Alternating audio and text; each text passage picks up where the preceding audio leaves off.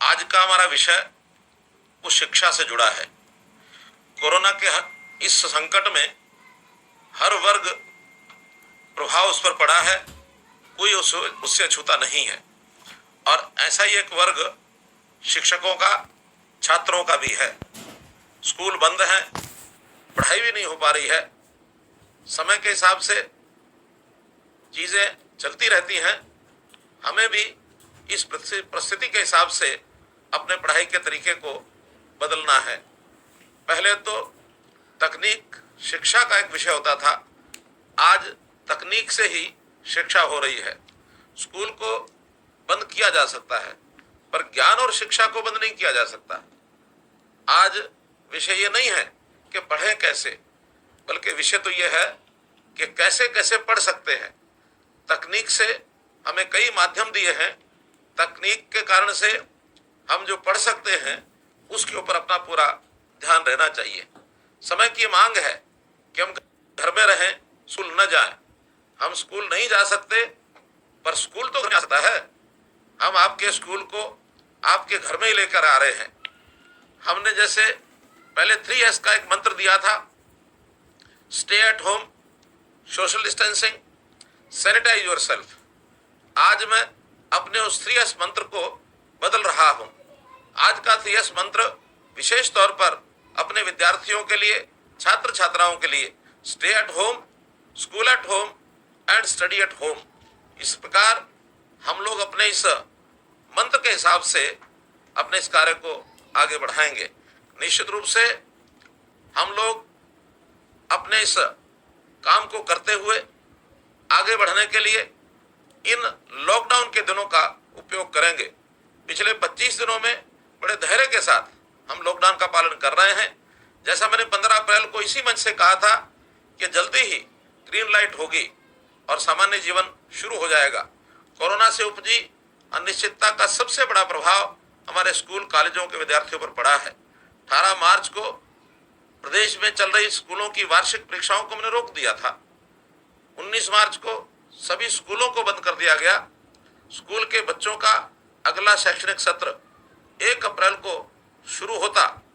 बाकी परीक्षाएं भी होनी थी, लेकिन अब परीक्षाएं होंगी या नहीं, अगली कक्षा में कब दाखिला मिलेगा, इन अनिश्चितताओं को दूर करने के लिए हमने पहली कक्षा से 11वीं कक्षा तक पढ़ने वाले सभी विद्यार्थियों को जितनी परीक्षाएं 18 मार्च तक हुई थी, उन्हीं के परिणाम के आधार पर अगली कक्षाओं में दाखिला देने का फैसला किया है।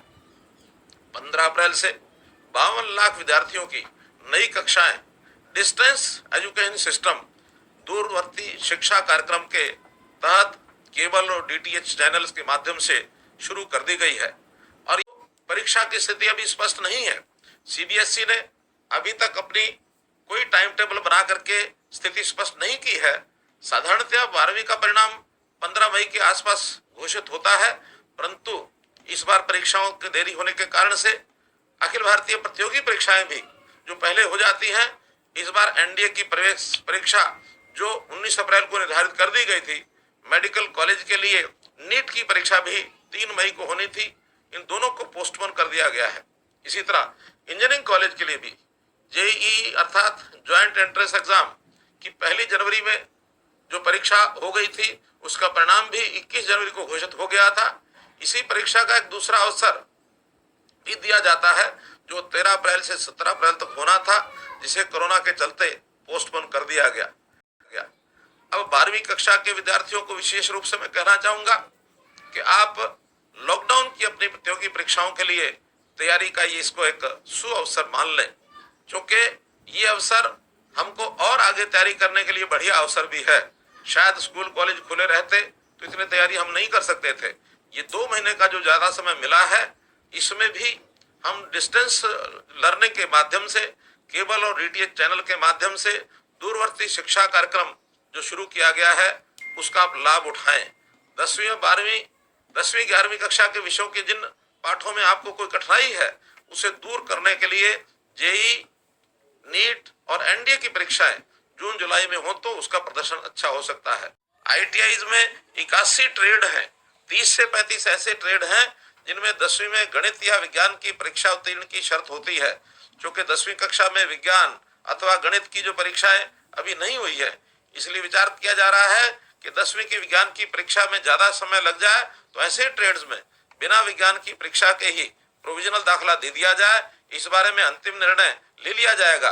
विचार ये भी है कि गणित या विज्ञान के विषय पास नहीं हो पाएंगे तो उन्हें बिना गणित अथवा जो विज्ञान गणित के विषय के ट्रेड हैं उसमें जाने की छूट दे दी जाए। ऐसा ही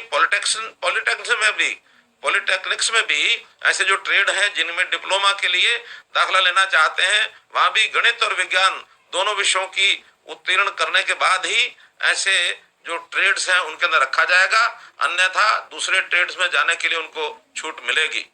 कॉलेजेस में भी, हायर एजुकेशन में शिक्षा के लिए बहुत से ऐसे ऑनलाइन प्रावधान किए गए हैं जो यूट्यूब के माध्यम से, गूगल हैंगआउट के माध्यम से 25 मार्च के दूसरे सेमेस्टर का ई शिक्षण इसको हमने शुरू करवा दिया है, बहुत जोरों से चल रहा है।